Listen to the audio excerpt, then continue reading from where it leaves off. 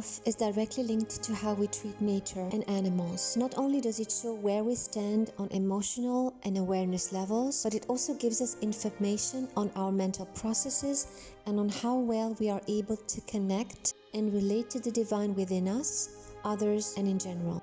The original plan of God was for human beings, nature, and animals to live peacefully alongside one another, allowing each species to thrive and be safe. The plan was misinterpreted, and destruction, abuse, dominance, and darkness have replaced care, light, and love. There was, once upon a time, plastic-free oceans with crystal clear waters all over our planet, species of birds and land and marine animals that are now, very sadly, long gone. This connection is an illusion, fruit of the incarnation process. We all come from the same source of light and knowledge, whether we call it God, infinite intelligence, life, or the universe. When we incarnate, we lose our memory temporarily, if we so decide. For some lose it permanently if they identify too much with the physical world. Nothing can be truly disconnected from source, and the illusion simply makes things harder and more painful. When we remember we cannot operate without the divine, we also remember our true nature that goes far beyond our physical bodies and realities. We start living our lives differently within the realm of what some may call magic. For the real aspect of our soul, when the connection with our broader self is conscious and deliberate again, is indeed magical, in the sense that it escapes logic and worldly laws, frames and limits. When we wake up to our sensitivity, our connection to what surrounds us becomes tight again, deep and natural. We understand that we have only been misled for a while into believing that we are separate entities, and that what we do on the outside remains on the outside. Nothing can be further from the truth, for if I hurt you, nature, animals, I hurt me too. Within that mind frame, I am forced to forget even more and become fearful, greedy, and protective of what I believe is mine and only mine. God gave us plenty of hair, skin, eyebrows, eyelashes. Greed is to use others' skin and fur on top of that. We do not need fake lashes that cost the lives of poor minks or other types of lashes that are going to end at the bottom of the oceans. We also can pass on having real duck feathers in our pillows or winter jackets. We also do not need to wear someone else's skin on our feet. We do not need to go to places where animals are put on display like slaves. We do not need to ride horses or force them to race and live in small stables, for they live freely without our intervention and suffer from being ridden, enslaved, and pushed to the limit constantly. They are being drugged, beaten, and abused to end in a horse slaughterhouse in exchange of an entire life of services to human beings. We abduct animals and take them from their pod when they are still young and make them forget their beauty, nobility, majesty, and strength, just like we did to ourselves. We have created all the above out of fear of losing and out of deep amnesia.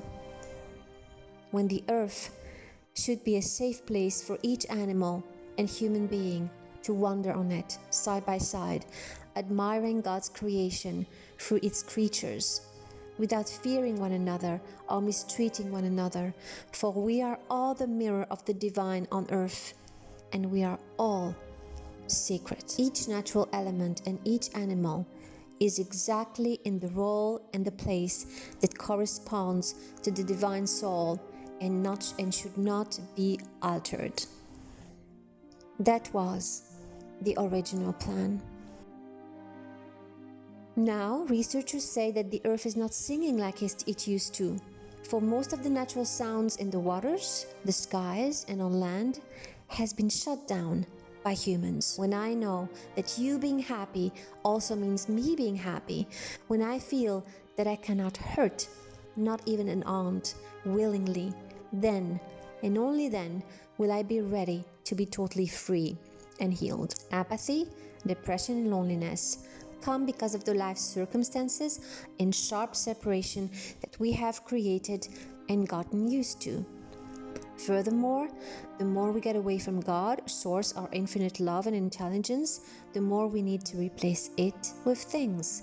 Just like a lonely person will overcompensate with material acquisitions, human beings feel in their lack of connection with the divine or their own soul with academical knowledge, medical protection, insurances, goods, and people. Psychology only is made of countless subcategories, for treatment is based on human experiences studies only, while ancient shamans and healers knew since the dawn of time how to get out of the way and let the energy that created worlds as our bodies and minds heal us. When we remember we are all one, we can feel safe in the world again, with no need for protection, defensiveness, and fear, for we know that the provider of all things is not on earth, but beyond it.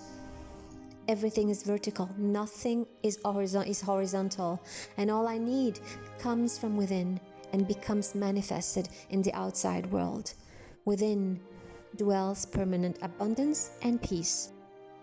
Sustainability becomes therefore not only a green concept or movement, but an obvious consequence of my alignment with God, Source, and the entire creation. For I simply cannot and will not be healthy in an unhealthy world.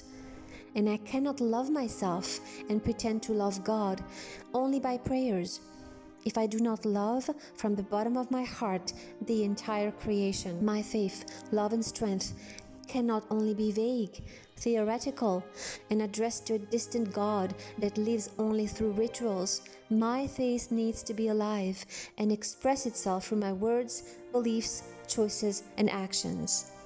I will show you in my next video how to restore that connection if it has been lost or broken, and how to regain control over your manifestation and well-being, for the real processes have nothing to do with suffering and being alone, using only and merely worldly and physical means.